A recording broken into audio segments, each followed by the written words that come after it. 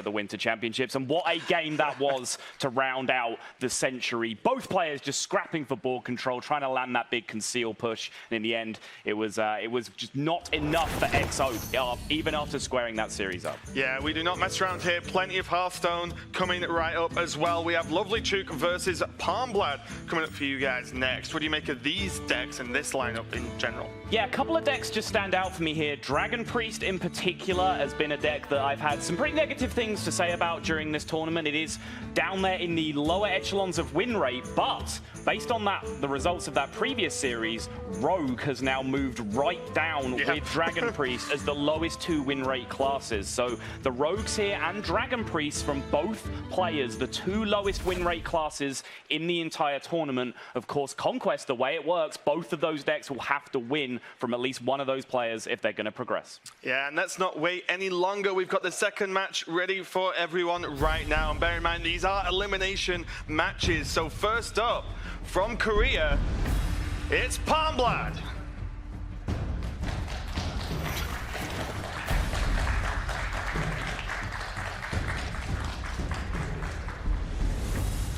And representing China, it's LovelyChook.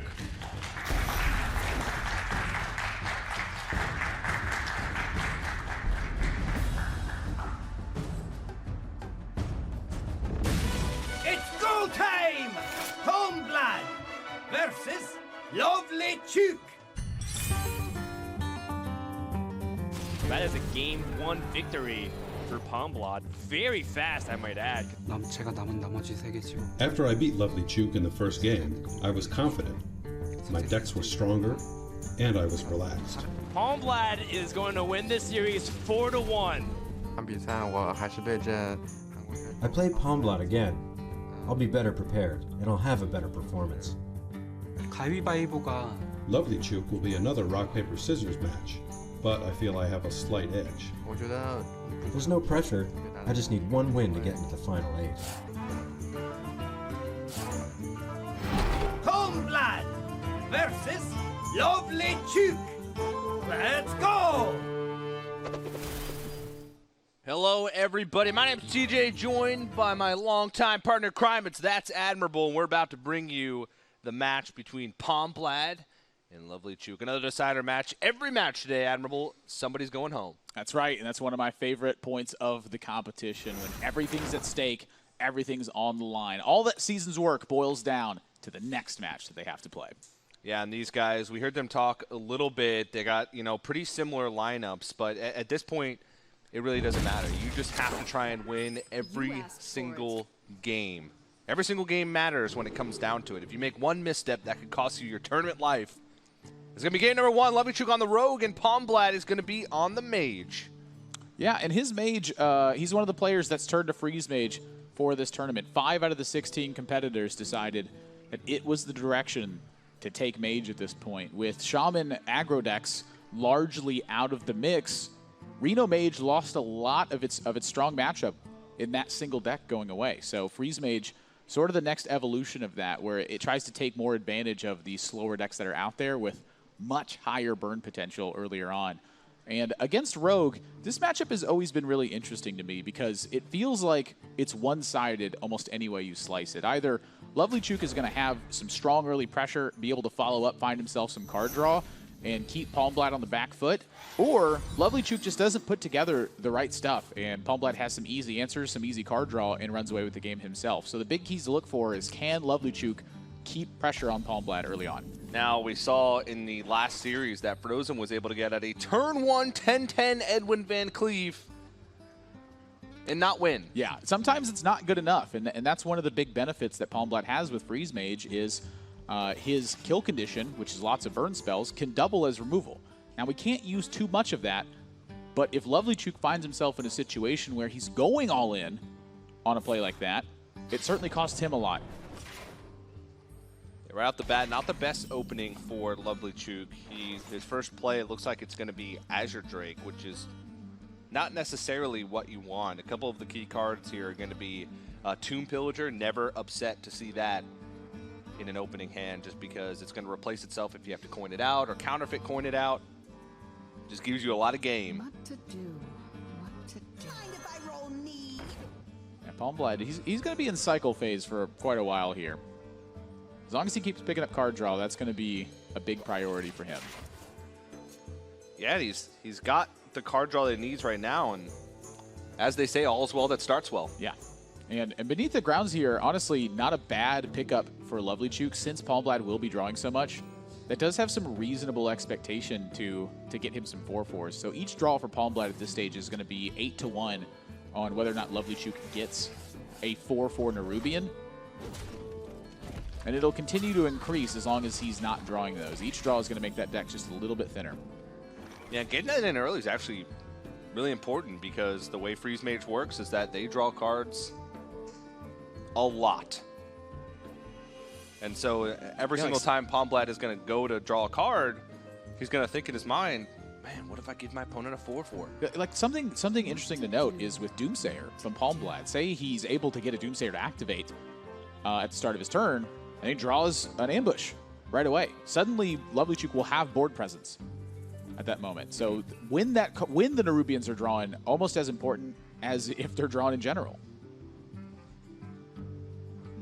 It's just sort of that unknown factor of Freeze Mage is a deck that wants to plan ahead. They want to sort of count their damage and play around this threshold of damage from their opponent. But if it comes to their turn and an extra 4/4 comes into the mix, all of a sudden those calculations get off. It could throw off the player, really make decisions difficult. But I mean, Palmblad's got to be pretty happy that LovelyChook here just really isn't drawing well besides the threat of the Beneath the Grounds. Beta Knives, he's going to want to start picking up some minions, start applying some pressure. Now, he's picking up some burn, but that's not really what he needs in this matchup. Ideally, the burn spells for LovelyChook come at a later time, but that's just part of playing a rogue deck, is that there is some inconsistency in the order that you draw. If you draw in a poor order, your deck doesn't look as good. However, when you draw fantastic, you look at the deck and go, man, why aren't I playing rogue? It's the nature of the beast. Saw in the last match, both players struggled to find wins with rogue. We looked at Frozen's rogue record, and it's no surprise that rogue has been struggling here. You look at the sort of the deck list that it matches up against, and you look at how awkward some of the draws have been from some of these players. Speaking of awkward, A ping pass on 4. Not even a secret development. This is much better for Palmblad than it is for LovelyChook in general when the game's going slow. As more time passes, Palmblad is going to find himself more burn spells. So LovelyChook finally getting something on board.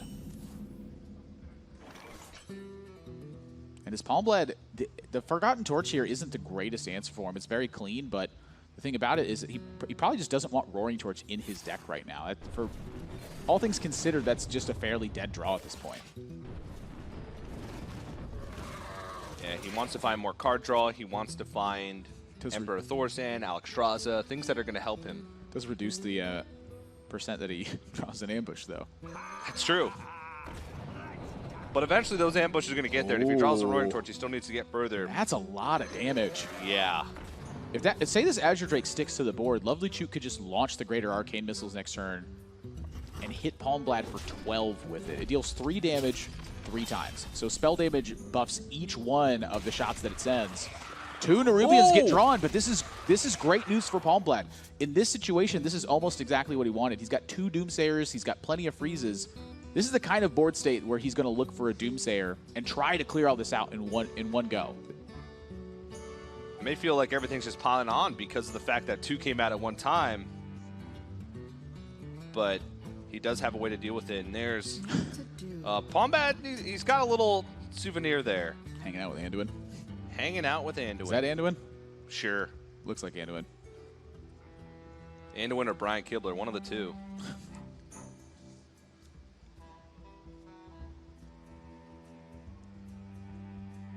So he can Blizzard over 2 turns. He can Frost over Doomsayer, but that's a little bit vulnerable to Sap, and he sort of wastes an entire turn. Not waste, but expends an entire turn to just block damage. Yeah, so Double Blizzard is on his mind, so that way he can guarantee a kill on these minions as he moves through. Doesn't feel like he wants to risk Doomsayer in this situation, and frankly, I can't blame him. You know, what goes around's all around, and those Nerubians showing up is a lot of potential damage. He's got to take care of that. Now the choice for LovelyChook is, do I just leave board as is and hit him for 12? Make up the damage that I lost by having my board frozen. Honestly, it's 3 extra damage from the Azure Drake right now, and the development is very risky for LovelyChook. This play looks to him like Palmblad has an answer for it. And so if he plays more minions, he doesn't have that many of them right now. I feel it might be too large of a risk. However, sometimes when your back's against the wall, you have to take big risks like this. I mean, at this point in the game, it's pretty hard to tell who has the edge. It's really neck to neck. So many options. I don't know, TJ. This is a tough one. Wow, he's going to load up. That's bold. LovelyChook's basically saying, This is clever. I like this. Because now, if LovelyChook sees a Blizzard from Palmblad, he's able to further develop and buff that Questing Adventurer to a dangerous point. This is a brilliant play from LovelyChook here. he also has a sap, so that's sort of protecting his Questing Adventurer if another freeze plus a Doomsayer comes out. He's got to know at this point that Palmblad still has coin, so he's got to keep that range in his mind. And I like building up the pressure, because while Greater Arcane Missiles does apply it doesn't. It's not recurring pressure. It's Palmblad could just Blizzard, clear off the board, start from scratch, and not present another threat. So I really like this play. What's going through Palmblad's mind right now? Does he feel like he needs to use Ice Lance? He's actually just going to use it right away. Not very much deliberation. Recognizes that Questing Adventurer is a large threat. If he handles it, feels like he's much safer, especially after he just takes 12 to the dome from that Greater Arcane Missiles. What a swashbuckler. Just better than Pyroblast. That's really one of the best uses of that card, is in a control style of matchup. It is just a lot of damage packed on the one thing.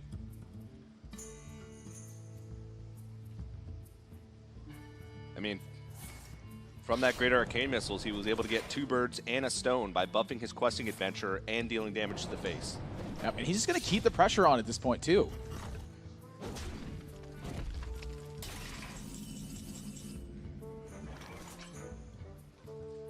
Now, Palmblad has Alexstrasza, plus a lot of damage. This is an interesting turn here. This might be a turn where Palmblad feels Doomsayer is going to be at its best. If he can take care of this Tomb Pillager and get initiative back, it means it's a clean Alexstrasza turn for him. The one thing LovelyChook is not going to do very well is actually handle Alexstrasza. Without sap, it's just really not going to happen. So Palmblad wants to find a way to get this safely on board, and he's got no secrets at this point. And so the really only way to do that is with Doomsayer. He has to start his turn with Doomsayer in play and then go straight into Alex, but he's getting dangerously low on life. I mean, he's going to double Doomsayer Frost Nova. And this just isn't good enough at this point. With Leroy, Cold Blood, and Eviscerate, that's it. I mean, this was the best he could do, but this is why this matchup is so volatile. Missing one key card, and that's it. LovelyChook did very little this game other than swashbuckler damage and Eviscerate damage, and is running away with it. Just crazy. And LovelyChook is going to take game number 1. A little bit of a bizarre game, but that's what happens with those freeze mage draws. LovelyChook, that's a big win, because that is not a matchup that a lot of players feel comfortable playing. And it's because they feel as though they're not in control of the situation. It will often require you to take a risk on one side or the other. You know, you have so little information to work with when the hand is panning out so slow. It's just a difficult read. Really, the biggest piece of information that was there, Palmblad knew LovelyChook's hand was a lot of burst damage due to the low minion count, and LovelyChook knew that Palmblad had a second Blizzard in hand due to the setup on his Nerubian and Azure Drake board. And that was about it. Outside of that, there's almost zero hand reading players could have made. Yeah, LovelyChook takes a big win in game number 1. He's a player, one of the most successful Hearthstone players in the entire world if you look at his results. But a lot of people in the West don't really know too much about him. So let's get to know him. Well met. Hello, 大家好，我是可爱小弱鸡。 I'm from Shanghai. I'm LovelyChook, and I'm 20 years old. 名称是 LovelyChook. My battle tag is LovelyChook, and I think this name fits my personality perfectly, because I'm really cute.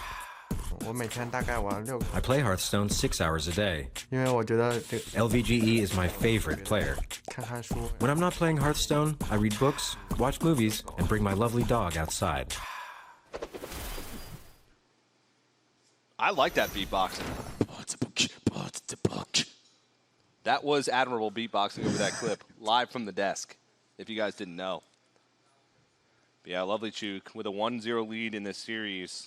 It's got to be feeling pretty comfortable, but there's still a lot of Hearthstone left to be played. That's right, TJ. Don't count your eggs in one basket. That's right. I mean, he's got 3 more games to go. We've seen 3-0 sets turn right back around and go to Game 7. We've seen sets completely blown out of the water, too. Yesterday, at the end of the day, Green Sheep takes a 4-0 off of Omega Zero. That was probably the quickest match that has happened in this tournament thus far. Game number 2, LovelyChook has taken this a different direction, though. He's one of the advocates of Reno Mage, is a believer that the deck is incredibly strong, and rightfully so. His deck is packed with some interesting choices as we go along here. He has Ragnaros the Fire Lord, Alex Straza, Archmage Antonidas at the top end for his big value. But then he's got Kabbalist Tome in his deck, which is a card that we honestly haven't seen a lot of play of. It's fairly slow, it's a heavy investment into it, but that's sometimes exactly what Reno Mage needs. It can keep the board at bay and just play a slower game and unlock that card. Sottle, if you talk to him about it, he'll tell you exactly what he thinks, one of his favorite cards. And in this matchup, this is the one situation where I feel that card is much weaker because Palmblad at every step of the way is applying a lot of pressure with health-efficient minions. That lines up very well versus LovelyChook's removal. It's damage-based removal, not straight-up like Blast Crystal Potion and Siphon Soul like Reno Warlock has. So the pressure is there the entire time. When do you have time to pick up all those extra cards? Yeah, it's tough. It is better in those grindy matchups, and this one can come down to that, but a lot of times this can come down to pressure. Now, once upon a time, Priest versus the Reno Mage was considered, really favored, but is this going to change things? Favor for the Mage. Yeah. Well, Draconid Operatives, that's the moneymaker right there. What are some key cards that he can pick up from Draconid Operative that are going to help him? Well, that's largely dependent on the situation. That's the beauty of Draconid Operative, is that you can kind of mold the pick to your context, and sometimes your tools are a little bit bad, sometimes they're really good, but for the most part, it's a 5-6 that gets you an extra card, and that extra card is the most important facet in this matchup. Reno Mage, one of the best decks in the game at removing minions off the board, but their removal doesn't necessarily line up well against Priest. The key number for Priest is a lot of times 6 health. With Draconid Operative, Bookworm, for their 4 health minions, if you Power Word Shield, they have Cabal Talon Priest.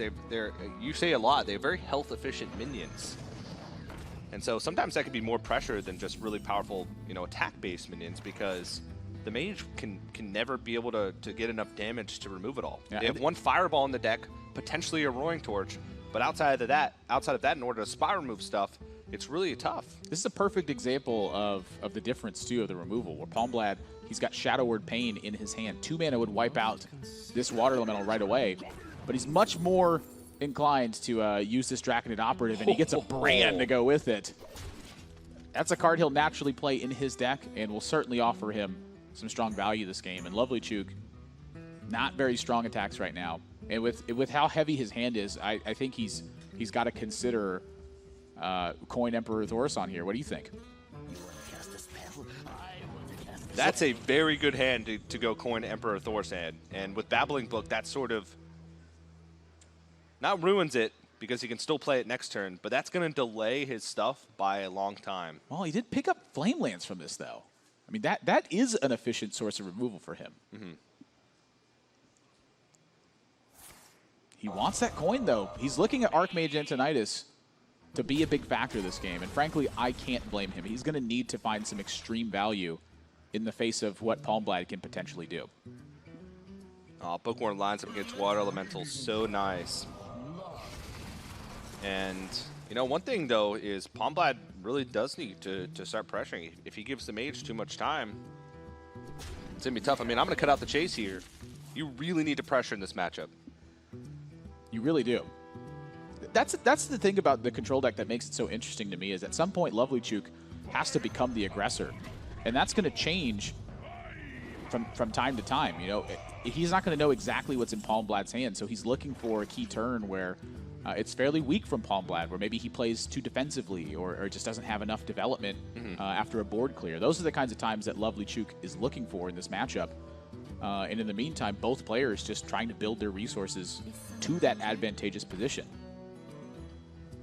You know, just one of those weak turns, you know, the bark's on the wrong tree, and suddenly it's back in the other player's position. Here, Palmblad picking up extra cards, killing this Emperor Thaurissan. This is exactly what he wants. Does LovelyChook really want to Flame Strike this board?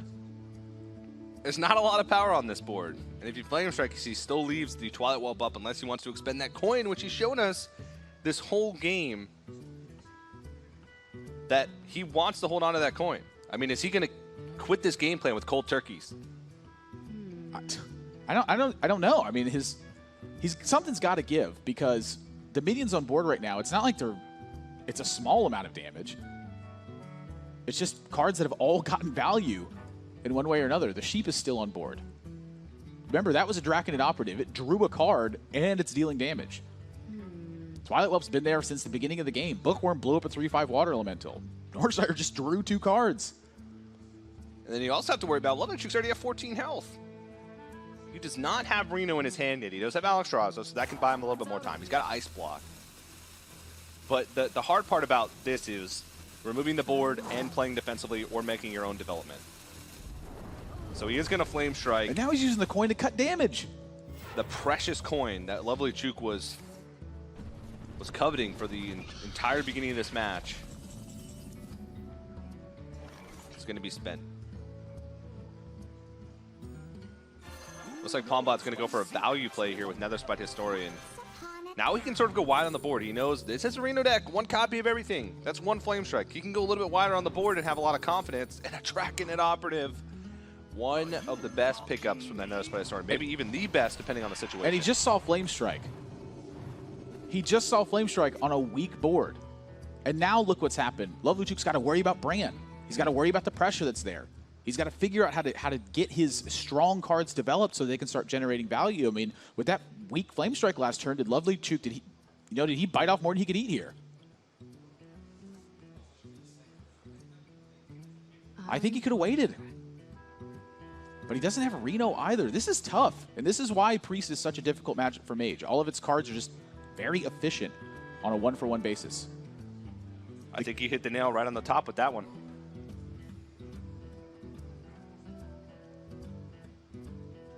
All these cards in his hand look so good individually. Individually is the key word there. You know, but, I mean, did he have to Flame Strike last turn, though? I mean, maybe he did. Just would have been facing down basically the same style of board either way. It's either here or there. The damage is going to be present.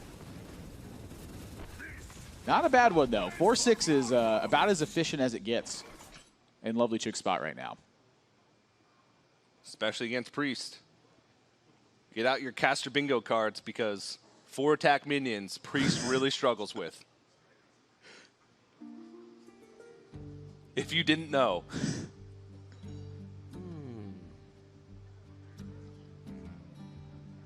So, Draconid Operative, we'll see what it picks up. Dirty Rat's an option again, and Volcanic Potion is an option again. That's the second operative, and neither of them have been natural Draconid Operatives from Palmblad's deck. There are still 2 more. If we look at LovelyChook's hand, a lot of those draws that you'd actually want from the Priest, which is like damage from hand, big threats, those are all already in LovelyChook's hand. So Palmblad doesn't even have the option for those. And I mean, maybe Palmblad, after seeing these 2 Draconid Operative pickups, is like, wow, his hand must be all big stuff, because I have not seen a single option for big stuff. But at the moment, he's just going to try to ignore this and keep pushing on this damage. We talk about what Dragon Priest's game plan is against these slower decks that want to grind you out to the late game, like Reno Mage, like Druid. Sometimes you just have to reckless aggression. That's sort of the game plan.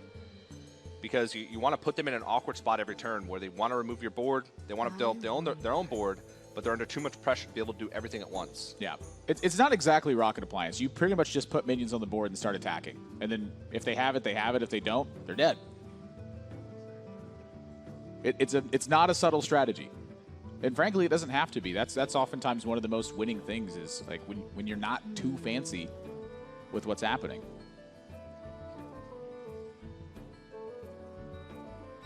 You know, what's more valuable, the minion that keeps attacking or the very strong spell that answers anything? It's almost like because the minions are so weak, you can't afford to use removal on them. Yeah. So he's going to use Flame Lance over Fireball to kill off this Draconet Operative. It really just is more efficient because they cost the same amount of mana because the Emperor Thor's in, and Fireball has a lot more flexibility because it has the option to go face. He is going to remove a lot of power from this board, but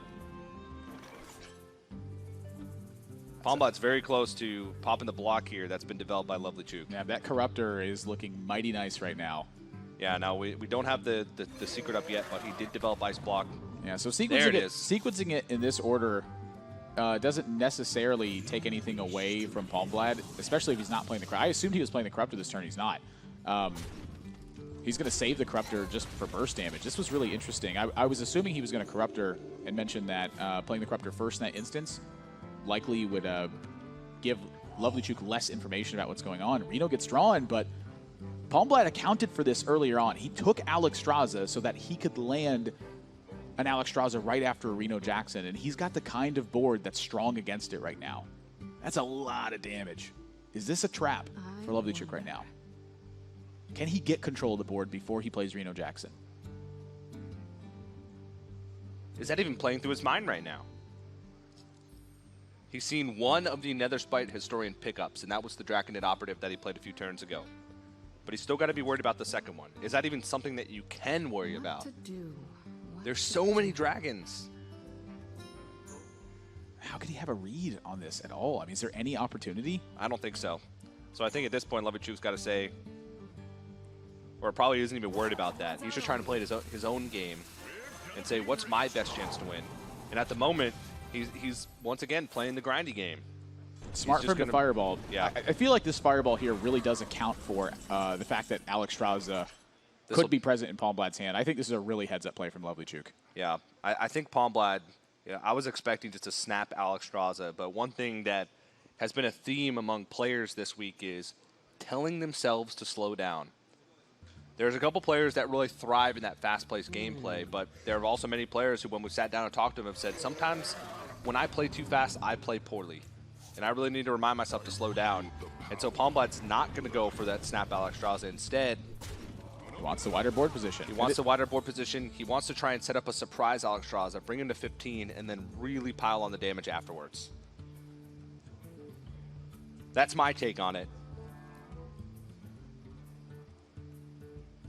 He also has Ragnaros the Firelord. I mean, he's got a ton of room to work with here. Exactly. I mean, to play Devil's Apricot for a second here, if he lands Alexstrasza, he's got a huge setup with the Ragnaros on the following turn. I mean, he quite literally could pop the Ice Block and have the game basically ending. He's seen Polymorph. He saw the Flame Lance from Babbling Book.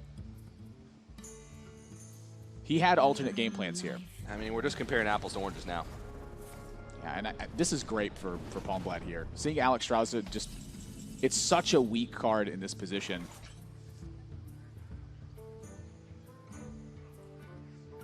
No Shadow or Death.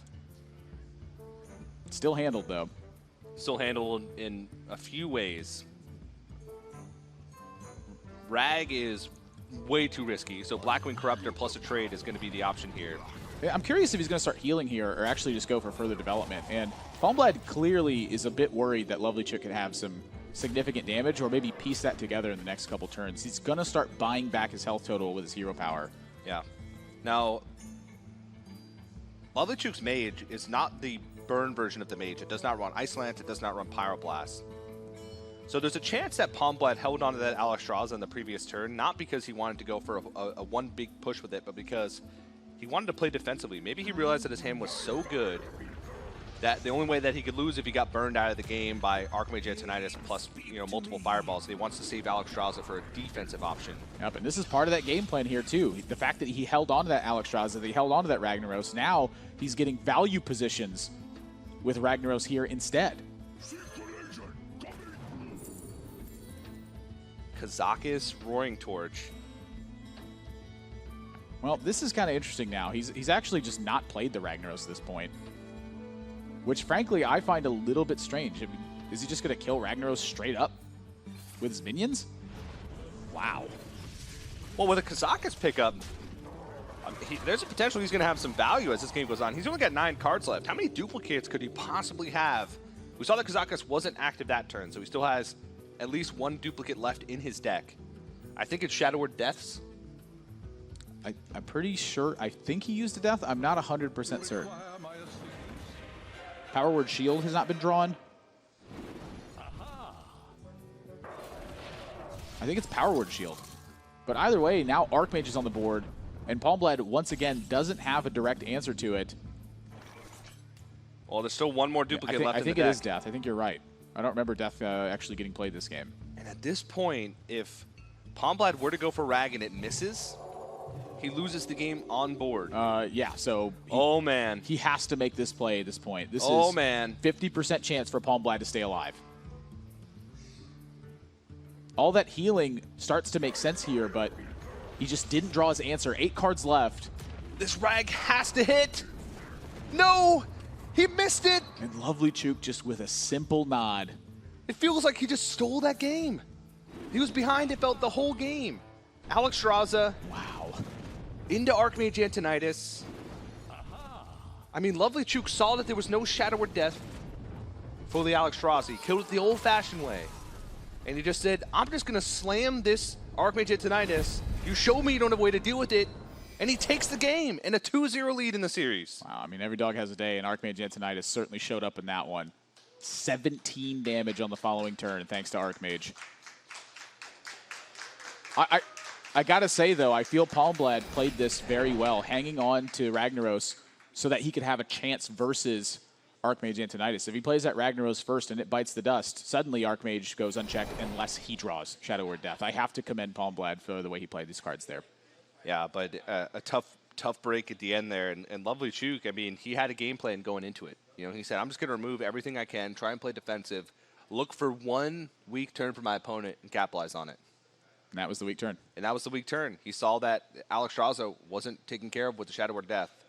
He felt if he had Shadow Word Death, he probably would have used it because he could have pushed so much damage that turn.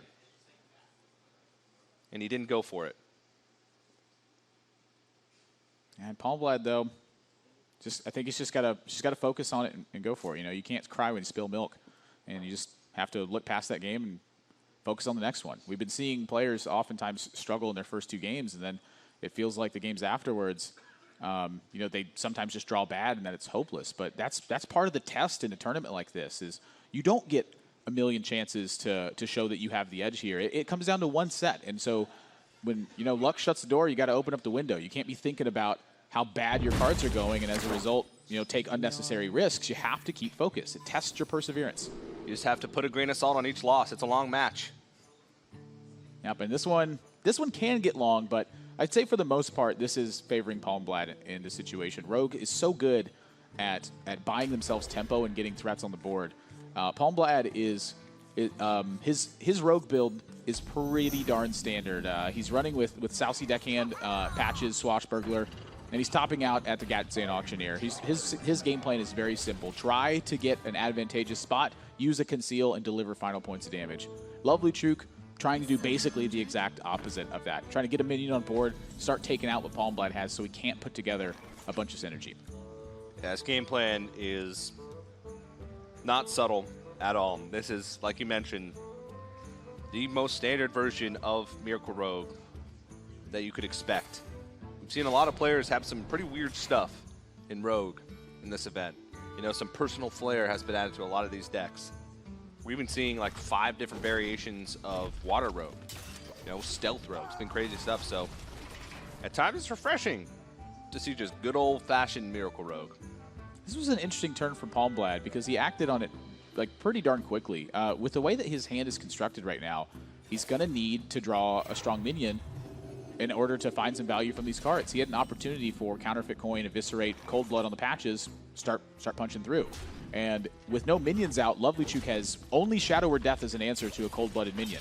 If he simply contests that with another minion, Palmblad gets to connect again and then has Conceal. That's a lot of damage he can buy with those couple of cards, but he feels that's too much of an all-in, that he can pace himself and find a better spot.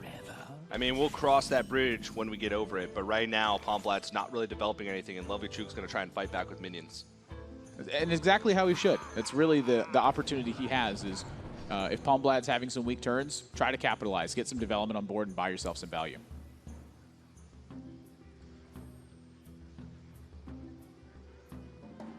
Does have the Eviscerate to deal with this. But Palmblad's trying to figure out now which resources are the most important for me to hold on to in my hand. Should I use Cold Blood to kill this off? Should I Cold Blood now to start getting that damage like you mentioned? I like this. And this is a great spot to use the Cold Blood because LovelyChook is heading into a 4-mana turn or with his coin a 5-mana turn. If he wants to Shadow Word Death here, it means he's not playing one of his key minions. This was a great example of the disruption you can provide with decks like this. Put your opponent in a tough spot on the right turn, not necessarily just as soon as possible. And Palmblad, from the Swashbuckler, that picks up Darkshire Alchemist, which may not seem like a great choice, but that's actually a reasonably sized minion that can start pushing the damage, and he's going to forego. This is a big risk that LovelyChook is taking in this spot. This is a lot of damage that Patches is potentially getting through here, and Palmblad has the option to play Leroy and Conceal on the following turn. That would be 11, 12, 13 damage, Conceal it, and then 13 more. He's got 26 damage over 2 turns if LovelyChook can't AoE the board. Yikes. That's a ton of damage. And taking a look at the list from LovelyChook, he does not have a Holy Nova. His only source of AoE is Dragonfire Potion. He's chosen to go put a Ragnaros the Firelord in his deck and a Defender of Argus instead of that little bit of extra AoE. I mean, he doesn't even have access to Dragonfire Potion next turn. He's used his coin. Yeah, so if he doesn't get something from Swashbuckler or draw a taunt, he is just dead if Palmblad all-ins here. I really like the all-in. I just don't think there's enough for a punish here. Now, Draconet Operative could have picked up a Fan of Knives. That's one thing that he has to keep in his mind. Can he even beat that right now? Like, if he lets his Draconet Operative start attacking, he's going to lose a lot of longevity. And if he puts the 5-attack Patches, which he saw wasn't dealt with last turn, and a Dagger hit in, does he win the game from there? I want to see this Leroy come out. Just conceal it. He's mousing over it. Now, granted, we can see their hand. Palmblad says you can't judge a book when it's covered. I have no idea what's in his hand. I have to take this slow.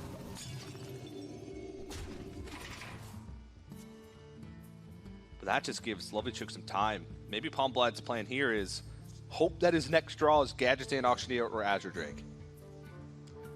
That does not seem like a solid game plan to me, but that's the road that Palmblad has chosen. He's in a very similar position that he was last turn, except the difference is now LovelyChook does potentially have access to Dragonfire Potion. So now the turn a little bit tougher to make that decision on when he has to face that down. But here, he's created a very strong board for himself. That is the other side of this coin, is that if you don't need to go all in, don't. Palmblad, in the last turn, probably looked through his deck and was like, I have two Tomb Pillagers, 2 Azure Drakes, 2 Gadgetzan Auctioneers. That's 6 out of 21 draws. That put me in a great position going into the following turn. That's why he didn't go for the all-in. Yep. And we're going to see if this pays off for him. LovelyChook picks up a Sprint with Swashbuckler. Not what he was looking for. He already has a ton of cards. It's not about how many cards he has, it's about how much mana he has and how many cards he can spend every turn to try and stop some of the pressure that's on the board. And right now, he's not going to be able to do that. Weak turn. Yeah, he does have Shadow or Death for the Tomb Something Pillager. strong, but Palmblad's next draw, I think, is going to be a big influence here. And with preparation drawn, I think he's got to giddy up. He has no more development left. He has no way to disrupt this board, but he does have Conceal. He tried to find LovelyChook having just absolutely dreadful turns, and that's no longer possible for him. He can push 12 damage this turn and Conceal 11 on the board. And then 12 more on the following as well. So once again, if LovelyChook doesn't have AoE or he doesn't have a way to taunt, Palmblad's got lethal.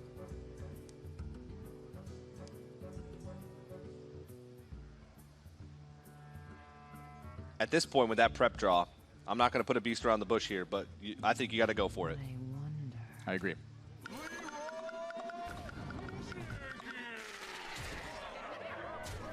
Palmblad thinks the same.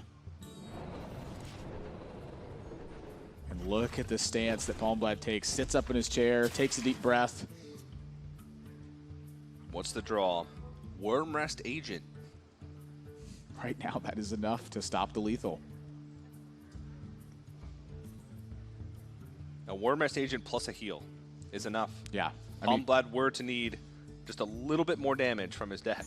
And right now, prep, coin is his hand. And one of those coins isn't even real. Oh. Fake coin.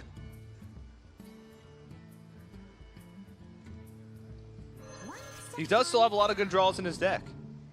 But if he Guardian not draws bad a either. dud once, Guardian is better. Well, I don't think it's better this turn. Oh, because he needs to heal, right? Well, I don't know. It could be. Yeah. I mean, in the face of Eviscerate, he's still dead even if he has the heal. So Yeah. I guess it is better. This frees up more of his mana on the following turn so that he can get more out of this. All right, this draw. So important for Palmblad. It's Azure Drake. He gets another one. Tomb Pillager's not lethal. Does this give an opportunity for LovelyChook to climb back in this game? The problem is, look at LovelyChook's board. Thank you. It's 1-1s, 1-3, 2-5. That's a lot of stuff he's got to kill still. And Palmblad's going to keep getting through with damage. He says, I want whatever attacks into this Leroy to die. You're down to 2, LovelyChook. Go ahead. Blackwing Corruptor, does that allow for a board clear?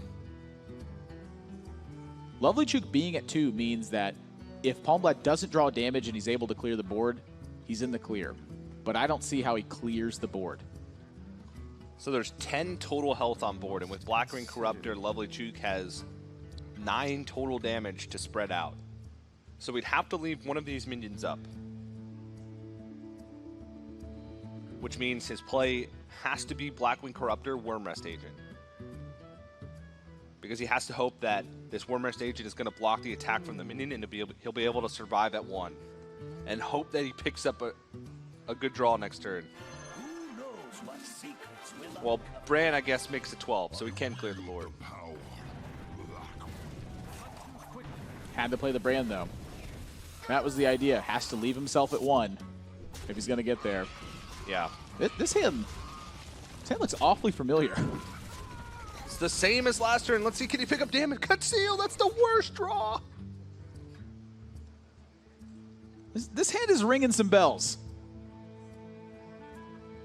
And now, all of a sudden, LovelyChook has a few turns. He can taunt up and then start healing behind it, so he can possibly get out of range of, say, an Eviscerate top deck if he gets to 5 with a taunt in the way.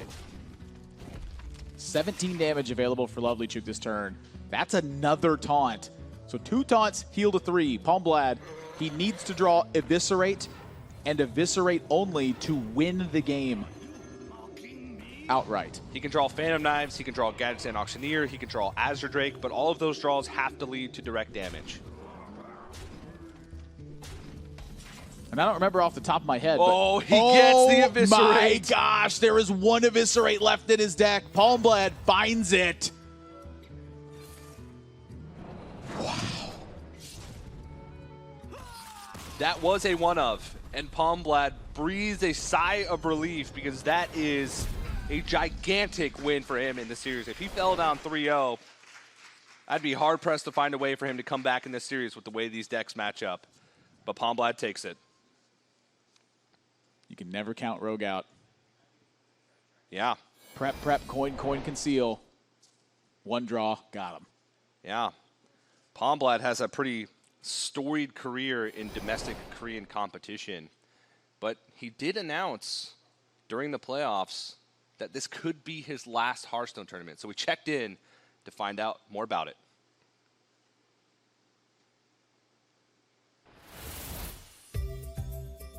다른 직업을 가지게 되어서 I got a new job, and because of this, I'm not sure if I'll have enough time to be a professional Hearthstone player. 전 제가 I said I was going to retire because I didn't think I was going to make it here to the Bahamas.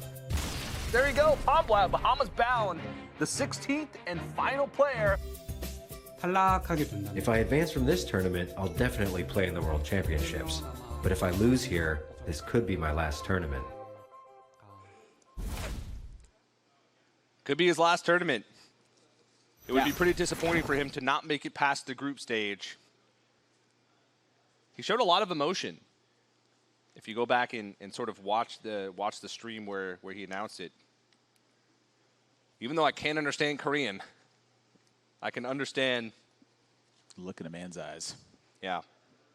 Now, when we talked to him before this tournament, he did say, well, no, I don't plan for this to be my last tournament. It just could be. Yep. World Championships is what I plan to be the last one. He's got to get through LovelyChook first, though. Those are some strong words. But it's time to get into it. Game number 4. Can LovelyChook solidify this lead and go up 3-1? Or will Palmblad fight back and tie up the series 2-2? It's Druid versus Warlock. And this is a matchup that we haven't seen too much over the course of the week because of the fact that Druid isn't as popular as a lot of players expected coming into the Winter Championship. Yeah, Druid, 6 out of 16 players brought it to this event, 38% of the field. It's actually one of the least popular decks that's in the field. Now, archetype-wise, it's pretty darn close. We saw Frozen bring the Malagos combo Druid instead of Jade Druid, which I believe ties it with Freeze Mage at 5 decks built, or 5 decks brought for that archetype. But it is the least popular class brought to the tournament. Of course, Paladin Hunter not brought to the tournament, so I'm not counting those. Now, I can't remember on the top of my head what the exact statistics are for ladder, but this matchup is Druid favored on paper. Yeah, and it comes down to some key things here. Number one is that Palmblad typically is not applying a lot of pressure onto LovelyChook. The way he does that is with Mountain Giant and with Twilight Drake, 2 very health and power efficient minions that LovelyChook has a tough time answering because his removal is Swipe, it's Wrath. Those deal 4 damage and deal 3 damage. Not exactly what he's looking for. But for LovelyChook, he's looking to invest into his early mana pool. And since he's not under pressure, he oftentimes does that successfully and is able to just scale right into the late game. His main goal is to ramp his mana, draw a lot of cards, and start building his Jade minions. If he gets to a big Jade count before Palmblad can get some significant threats online, that's where LovelyChook is finding a large portion of his win rate. But he's drawn 2 Living Roots early on, another weak card in this matchup. Well, it can seem like a weak card, but actually that early damage that you get just by playing the Living Roots on 1 can add up over time. And he follows that up with a Wild Growth, and then follows that up with either a Nourisher or an Azure Drake. So I still think that LovelyChook is in a pretty good spot. Now, the one thing that he does have to worry about is one of those big threats coming down on 4. Mountain Giant, Twilight Drake. Yeah, I think he's very likely to play Azure Drake here as a result of Mountain Giant and Twilight Drake being on his mind. And in this situation, if he plays Azure Drake and Palmblad plays Mountain Giant, LovelyChook's actually got a clear to it, which would, I think, then be very happy about the Living Roots draw. But yeah, all things considered, it tends to be a fairly weak card in this matchup. Now, keep in mind, that's a clear without having to use any of his minions to attack in. He'd have Swipe plus Living Roots for 8 exact damage. But he's actually going to go for Jade Spirit. He wants to hold on to the coin, so he's going a little bit wide on the board. Maybe this might force Palmblad to think twice about that Mountain Giant and go with Hellfire. Nope. Yeah, you don't really think twice about this one. You get that bad boy online, start trucking away. But this is interesting here now. Now that LovelyChook has delayed this, he gets to land Azure Drake, and does Palmblad feel like he needs to kill Azure Drake rather than get the damage here? What is he cooking up here? He's just going to kill it?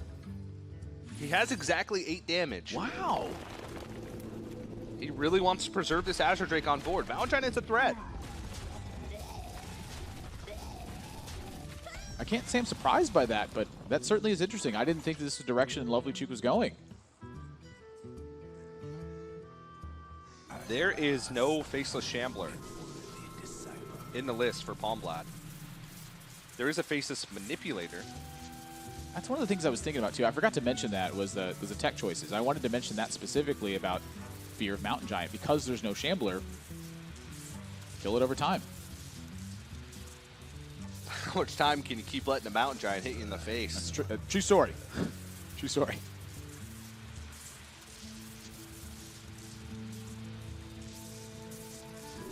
Well, Kazakus Potion here picks up 5, which has been a common trend. Tempo is a lot of times the name of the game when it comes down to this. If one threat is landed and you don't have an answer to it, it can spell bad news. He picks Polymorph a random enemy and summon 2 friendly minions that have died this game, which includes the Mountain Giant. So he can guarantee that now in a turn coming up. That being said, LovelyChook did draw Mulch. So he has counterplay to that initial Mountain Giant. And if Palmblad ends up with 9 cards in his hand, it means that Mulch will burn the next draw as well. Because it'll stick a minion in Palmblad's hand. Like the trade. Well, Sylvanas gets drawn too, so he could also take away the guarantee and just try to play to a bigger pool, but I think first step of order for business for him, I think this is what he planned, is clear off the board, get some development down, use that Polymorph to swing back what LovelyChook throws at him. So this is a multi-step process.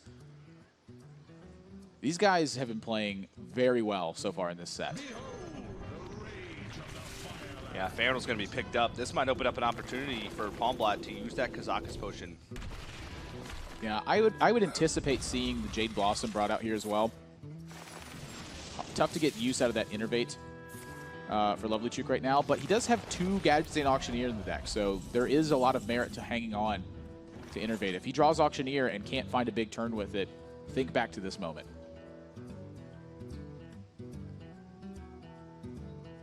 So Palmblad's options. Sylvanas just gets traded in cleanly on the board. And the Kazakus Potion may not even polymorph an impactful minion. He's looking for Fangel here, gets it. Doesn't guarantee the Mountain Giant, though. But he gets it, though. Kazakus could have been res there. There were 3 minions in the pool. That's a risk that Palmblad felt like he had to take. His other plays were pretty weak in that situation. I mean, looking at his best play besides that one, it was Refreshment Vendor Imp Gang Boss, I feel, to fill up his mana curve. And now with the life tap here, wants extra options moving forward. That Mulch will burn a card now.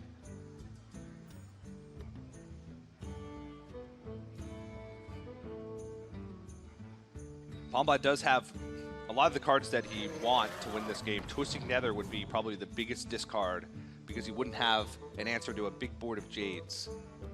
But LovelyChook has to be keeping that in his mind. I mean, he doesn't really have any other way to answer this Mountain Giant as cleanly anyway, so it's just sort of a little bit of a bonus.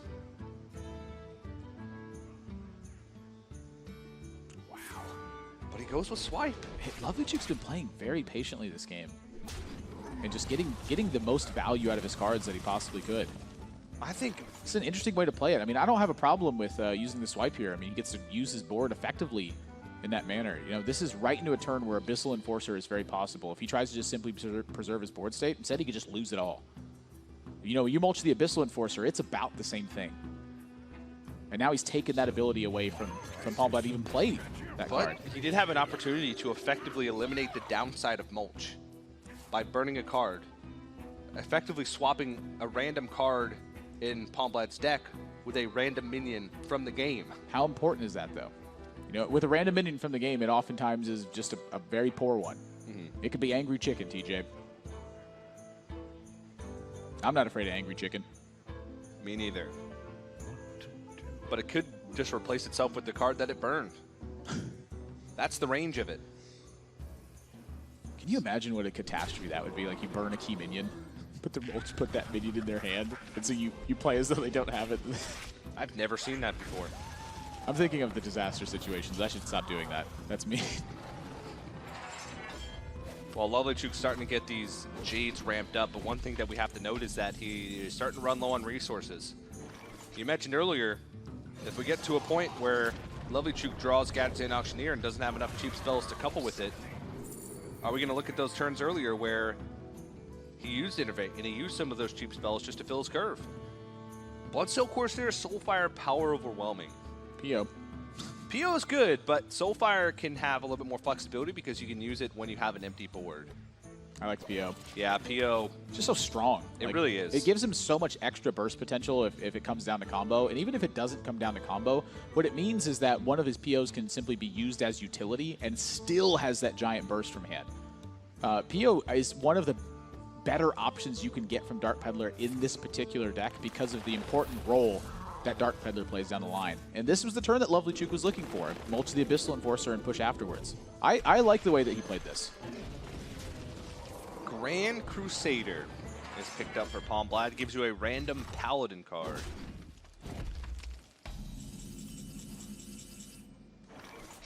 Palmblad's just got the answers. LovelyChook, I think, applied pressure the way he should have, but eventually he just ran out of gas. You know, he had one Nourish card draw and not the rest, and Palmblad back to 30. Maybe not. Cool. Now, the thing about it is if he didn't go back to 30 there, I don't think LovelyChook actually has outs for lethal. He's used both swipes at this point. He's used both Living Roots. And there are no Druid of the Claw in his deck, and there is no Raven Idol in his deck either. So there would have been zero opportunity for lethal, but rather than be forced to play Reno Jackson next turn, he just wants to play it this turn instead. And that's the worst draw in LovelyChook's deck. That is terrible. That gives full initiative over to Palmblad going the next turn. And I think he can read the writing from the wall at this point. This is not going to go good.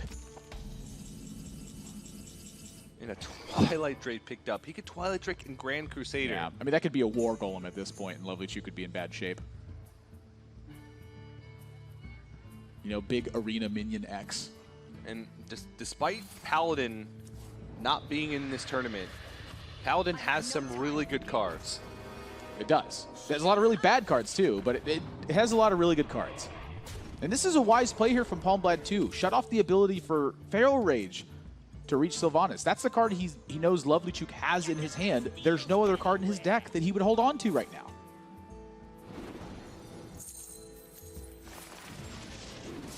LovelyChook needs to chain together some spells. Well, it's going to be a couple Feral Rages and hope that the extra life can buy him some extra time. At this point, his Jades start to become scary as well. I mean, Sylvanas is now on board. It's very difficult to get multiple Jades out and not just have the game swung against you. All right, let's take a look. What's in the box? Not bad. Grime Street Enforcer. Not bad at all. Grime Street Enforcer, a great arena card, and that's the metric we use to determine how good it is from Grand Crusader. Does Jiraxis give you an extra health if he's buffed from hand? I've never experienced that interaction. So if Grime Street Enforcer buffs Jiraxis up to 16, will he get 16 health from it? I don't know. I've never seen that. Admirable, let's watch and find out. I don't think it matters, but we'll see. I don't think so, though. Palmblad was able to get so far ahead in this game. And it boiled down to threats. I mean, 2 Mountain Giants. LovelyChook even took care of them. But the problem is that he had to spend time taking care of them. He wasn't able to act freely, as we saw Green Sheep against Omega Zero yesterday, where he was able to just pressure the whole step of the way and use his 2 Feral Rages to burst him down at the end. I mean, at this point, he's just going to have to play Jades and hope, but Palmblad's actually getting close to just lethal. 9, 10, 11, 16 plus 8. 24 damage from hand at this point in time. But Palmblad, I mean, he just needs to keep playing it safe. Probably wants to preserve Sylvanas in this situation because LovelyChook did just draw a lot of cards. And he wants to make sure that he does have game against the Jades. He could just copy his Sylvanas and then steal it by POing one of the copies. Yeah. But you know what? Why steal it when you can just kill it at the sacrifice of a Sun Fury Protector. Checkmate. Yeah. This is 30 damage on board. He's got Siphon Soul to get through a taunt. There's no way that LovelyChook can live. He's going to count it up and realize maybe Jade Behemoth saves me. Try and put some big Jades on the board. Try and make the biggest board I possibly can. But even through it all, 7-7, 8-8, and 9-9, none of it matters because Palmblad has the answers, and he's going to tie up the series at 2 apiece. It's easy to beat Jade Druid. Just kill him. It sounds easy, but it's not easy in practice.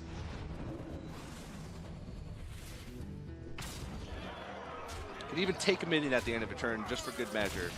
It doesn't even matter. This turn never ends. This series was looking pretty rough for Palmblad, but it's all tied up. We're down to effectively a best-of-3 to determine who moves through to the quarterfinals and whose winter championship run comes to an end. The deliberate use of resources has been so on point.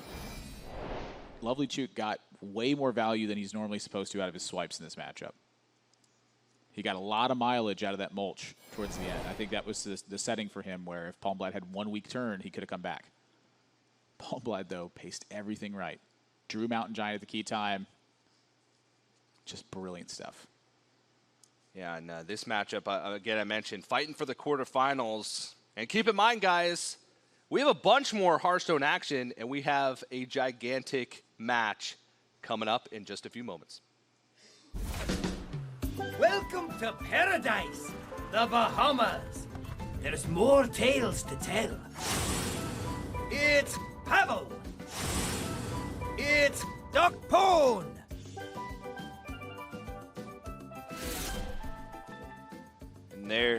And there's Doc Pone himself getting ready for his match against Pavel. Doc Pone, when he signed up for the America's Winter Playoffs just a few months ago, I don't think he was expecting to have to be fighting in the Bahamas for a spot in the tournament, for the spot in the quarterfinals against the world champion. That's for sure. I talked to Doc Pone quite a bit over this weekend, and he's been playing cards for a long time, and he's never really taken himself too seriously. He's kind of just played for fun, and when he realized he was stronger, said, you know what, let's give this a real go. Suddenly, Bahamas. But that match is coming up later on. It is a Dragon Priest mirror match for game number 5 to take the lead in the set, to get to match point. And TJ, we talked about the volatility of Rogue earlier on, but this matchup in particular also has some pretty high volatility. This matchup is nuts, Admirable. I'm not going to even tell you why. That means I will. In this matchup, it boils down to the early board state. Who can take it first? If you can take it effectively early on, it is very difficult for your opponent to find an edge, because as they play their big minions, you kill them with what you have remaining on board and then play your own. And that effect continues to snowball over and over and over again. You're free to play your minions to get value. Your opponent has to play their minions to respond. Over time, that value from the response begins to dwindle as the active player gets initiative over and over again, continues to draw cards, and keeps that lead. There are some minor opportunities to get back in it in the right board states with the right board clears. But it's incredibly difficult.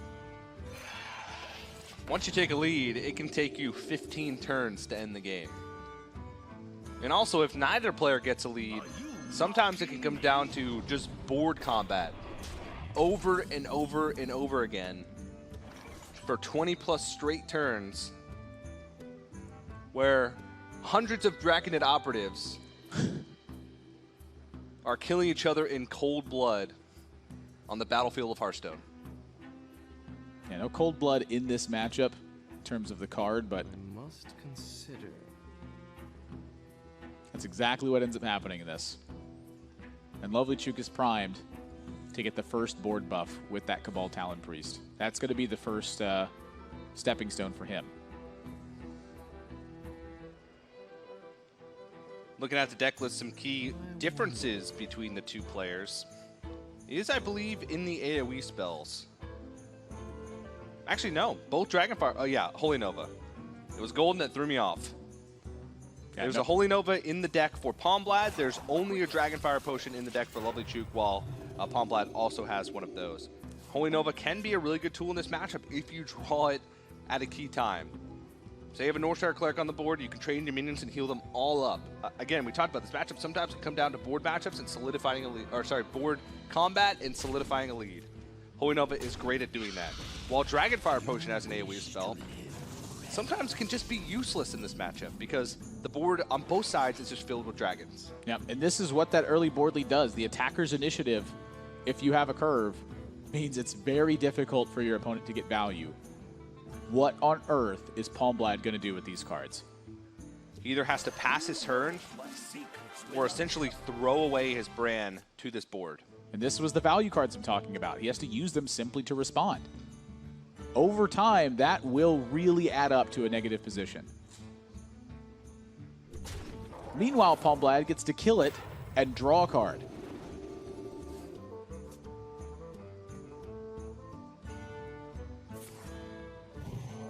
Now, one of the main decision points here during this mirror matchup is which of your minions to keep high health. You have to sort of present a multi-pronged attack, in which case you keep the minions alive that are going to present the much value and try to play around as many things at once as possible.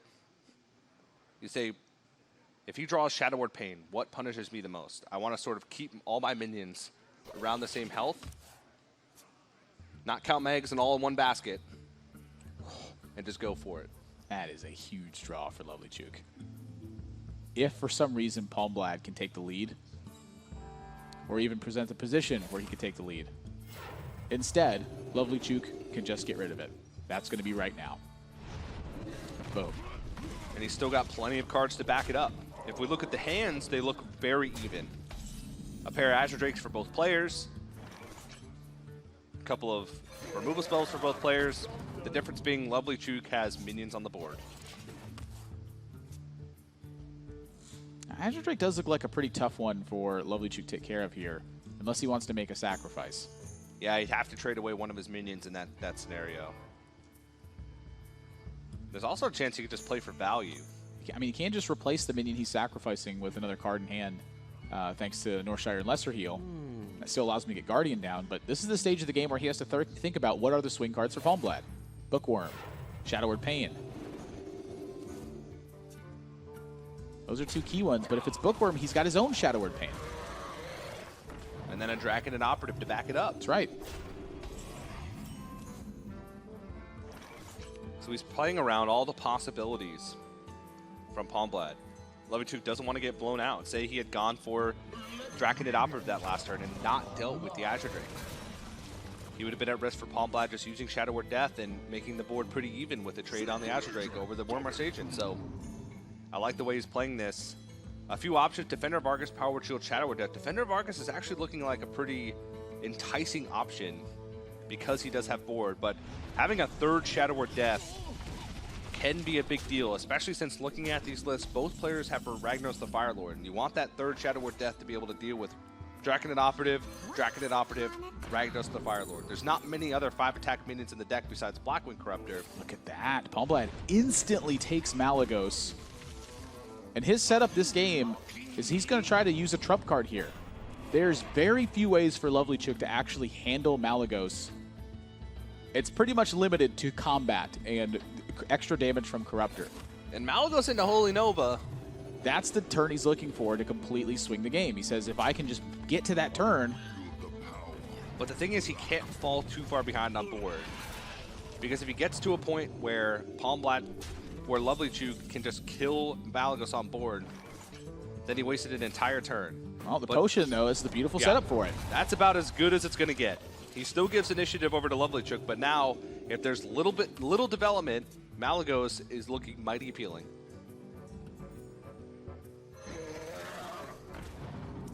Oh, there's a lot of development, but even still, would LovelyChook run all of his minions into this Malygos? That's a disaster. Will he have a choice? I mean, the spell damage really doesn't play a big part in a lot of Palmblad's cards. In fact, LovelyChook's 1 damage off lethal right now. 6? 9, 11.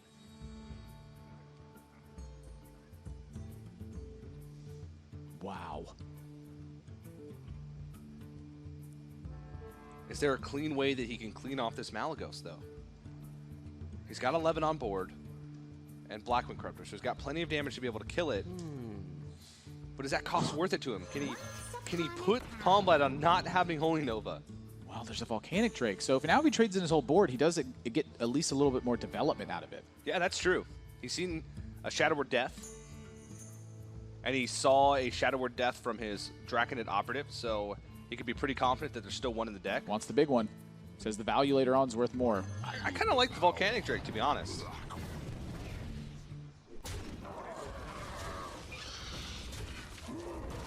He would have just added another 6/4 to the board.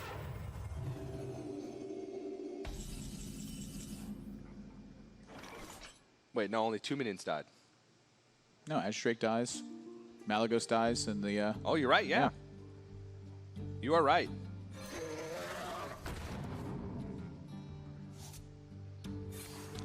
Holy Nova still looks pretty good.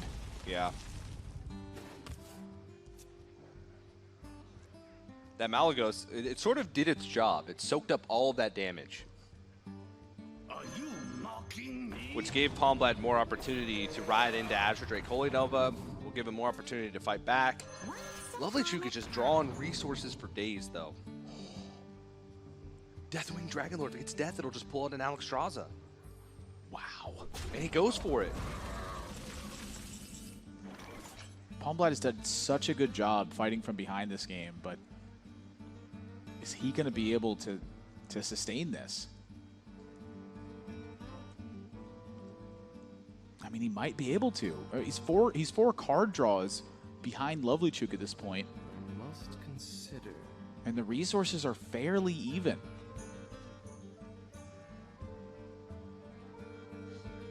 This is really going to come down to it. Twilight Guardian's looking pretty good right now. He's got Defender of Argus with it. That's a 4/7 Twilight Guardian. Is someone injured? Now, this is really interesting. My shield for Argus. Oh, he doesn't have another dragon in hand. Oh, that would have been a disaster. Yeah. I'd have lost the game. Dragonfire Potion's looking mighty fine for LovelyChook. If he can pick up something to go along with it. Brand Bronzebeard works. He doesn't really have anything in his hand that benefits from Battlecry, so he's okay if that gets Shadow Word Pain. Yeah, he's not getting a better position for the potion than right now. And he's just going to throw it out there. LovelyChook continues to keep his position on the board, but as you mentioned, even if you take the lead, it takes you a while to close it out, and it can sometimes be nerve-wracking. Your opponent can sometimes have like 1 out to swing back the game, but at this stage, Palmblad is running out of stuff to deal with what LovelyChook's throwing at him. Yeah, and LovelyChook's not running out of stuff. He's got a lot of it left. I mean, when you're 12-12, Death Rattles an 8/8 into play, that is bad news. So taking a look at his options this turn, both of them, or all of them, are looking pretty poor. Twilight Guardian does not have another dragon to activate it.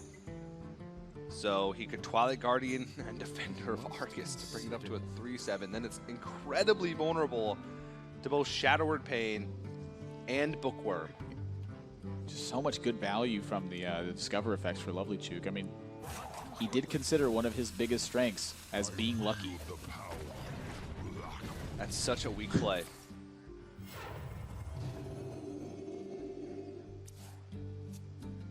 Cabal Talon Priest picked up with a Brand Bronzebeard on the board. He's got 2 Shadow Word Deaths in his hand. This is the Deathwing all day long. Wow, I'm shocked. Wants to protect his Azure Drake. Wants to get value out of this Brand Bronzebeard. Says I have enough stuff. I can just wait. You wish to Why not? Build your own Twilight Drake. Let's go ahead and make a 4/10.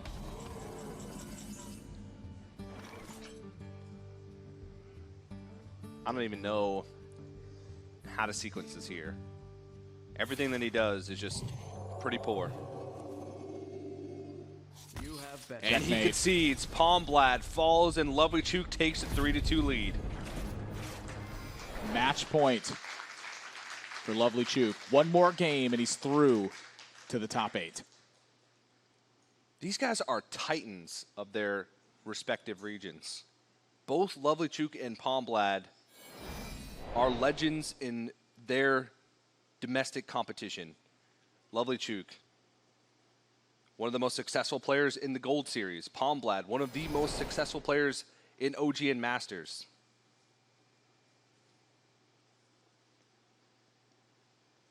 It's sort of a shame to see them both now. One of them has to fall as we get towards the quarterfinals. Only one of them can move on. And taking a little bit of a look at the road to get here, to get to this point. Palmblad defeated LovelyChook in their first matchup. But right now, looks like we're going to see a reversal of those roles. It's still anybody's game, but it's looking bad for Palmblad. He's got to win 2 straight. Everything comes down to these next 2 games for him. Potentially only one chance, though. Potentially only one game. It's game 6. LovelyChook, match point. Palmblad, last hope.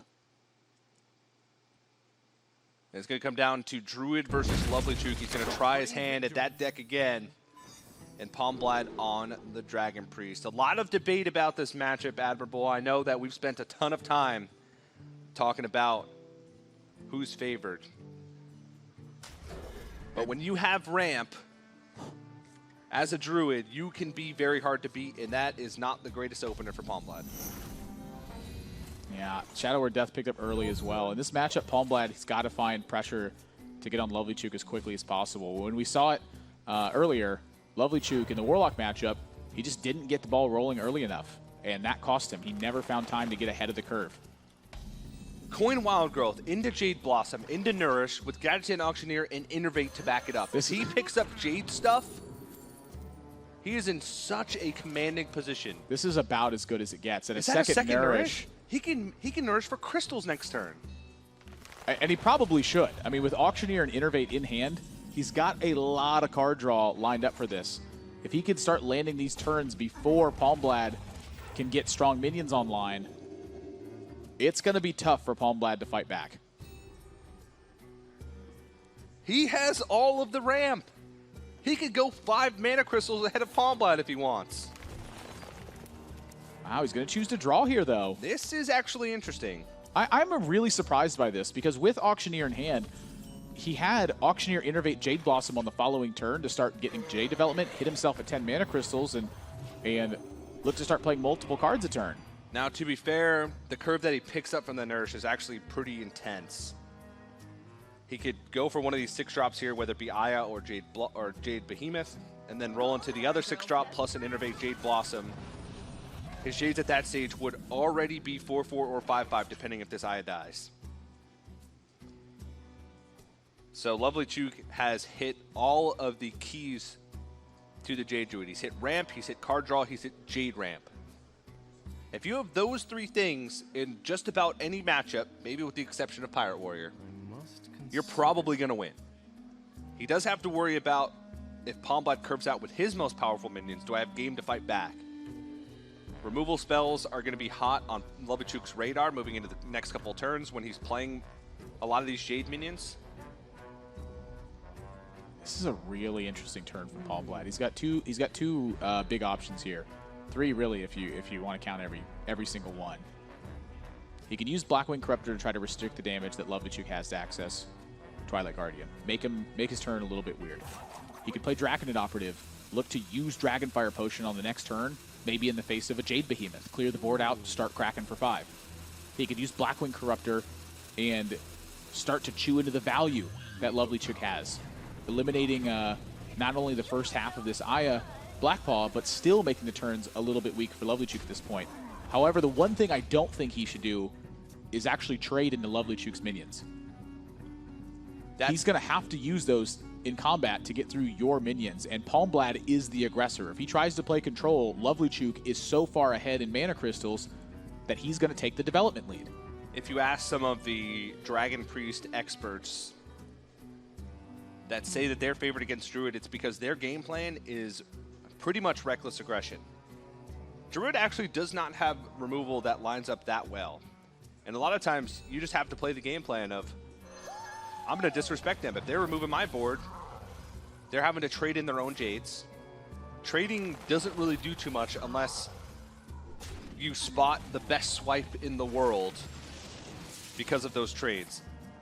So I like pushing face damage. I'm in agreement with you there. I think that's how you win this matchup. And I think that's where the sort of perception of Druid being favored in this matchup comes from, is when the Priest tries to beat the Druid at their own game.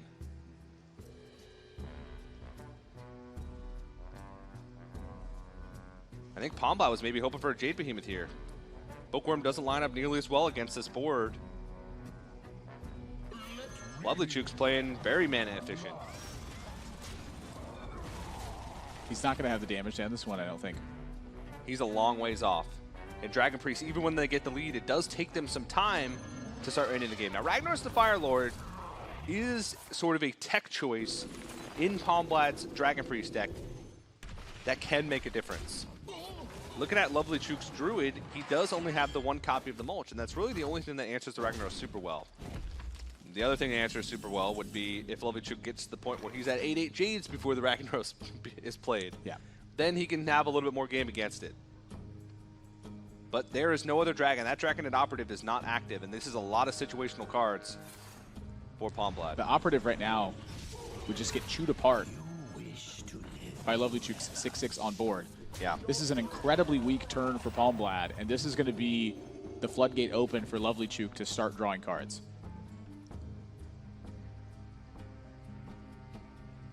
So there's actually a few options here. He can Azure Drake onto the board, trade in the 3/4, and just play the first, just the Wild Growth, and then leave the excess mana. The next turn, he has the option to gather sand, excess mana, draw 2 cards, and then start with more spells available to him. But instead, he decides to go with the Gather Sand Auctioneer right away. It puts the same amount of damage on board, but instead he gets a little bit more immediate draws. Not only that, but it's really tough for Palmblad to answer the Auctioneer in this spot. LovelyChook's already seen a Blackwing Corruptor from him. He's able to get solid trade on board. Dragonfire Potion is about the one way left for him to get this job done. And so LovelyChook's just going to keep drawing cards, thinning his deck over and over again, trying to look for an answer to the giant threats that Palmblad could have. But I look at this and I go, can you even play Ragnaros here? Can you afford to leave an Auctioneer up? And if he clears the Auctioneer, LovelyChook's got a second one. I'm looking at Dragonfire Potion. I'm looking at a tough game to win. Yeah. Talking about sort of the confidence layer or confidence factor of these players coming in to this match. Palmblad was probably feeling pretty good because these guys played in their first match against each other, and Palmblad won.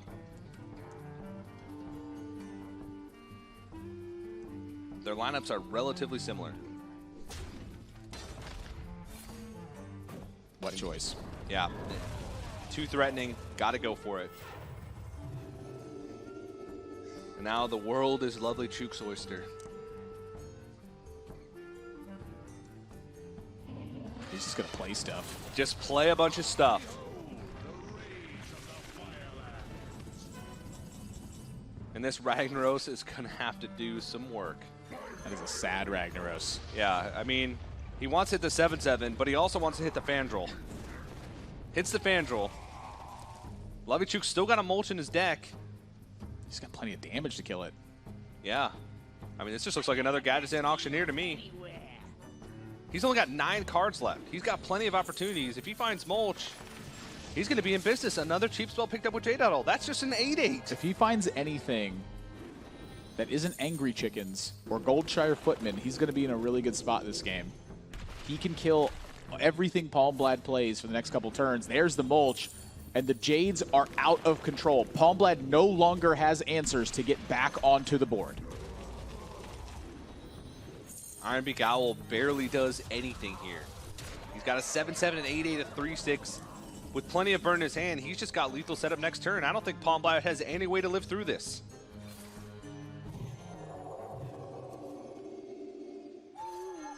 He's going to Powered Shield, silence the Powered Shield off of it.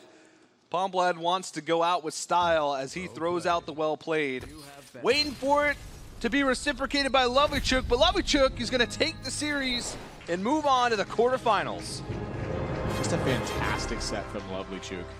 He understood his matchups. He put the pressure on the right moment. He just kept every single step of the way looking for the weak turn from Palmblad so that he could turn the corner. And the highlight for me was in his Reno Mage game. As soon as he sensed weakness, Archmage Antonidas came down, went unchecked, game over. He played well, keeping China's hope alive to have more representatives at the World Championship. There's the final bracket for Group B. Nyria, the group winner, waiting in the quarterfinals, and LovelyChook will be the player to join him. We'll see those guys later on as the quarterfinals will be happening towards the second half of the day. But to get some words with our winner, our new quarterfinalist, Rachel, is standing on stage with LovelyChook. Thank you so much, guys. LovelyChook, it was just yesterday that you faced off against Palmblad, and he beat you 4-1. What was the biggest difference between yesterday and today for you in your play? 和昨天1比4的比赛相比，什么是最大的区别？对你来说？就是因为今天那个职业方面，基本上就是上的都比较好嘛，都是优势对决。My deck strategy is very good today, and I have advantage on that. Well, speaking of your deck strategy, what did you learn when you were playing against Palmblad that you needed to change up? What did you identify about him as a player that lets you beat him today? 是什么？你从昨天的比赛当中学到一些什么，让你今天能够打败他？就是从昨天的比赛中积累了一些经验吧，然后就是大局观发挥的比较好。I get some experience from him, and I do really well on the big pictures. Well, I know you have so many fans watching from home, watching all around the world. Is there anything you want to say to them as you move on into this top part of the bracket? 在中国你有很多粉丝，你有什么想对他们说的吗？就是非常感谢他们的支持吧，然后没有他们支持，我也很难就是一路走到现在。I can't be here without the support from them. I really appreciate their help and support. Thank you very much. Lovely words and congratulations, LovelyChook. Let's take it back to the casters.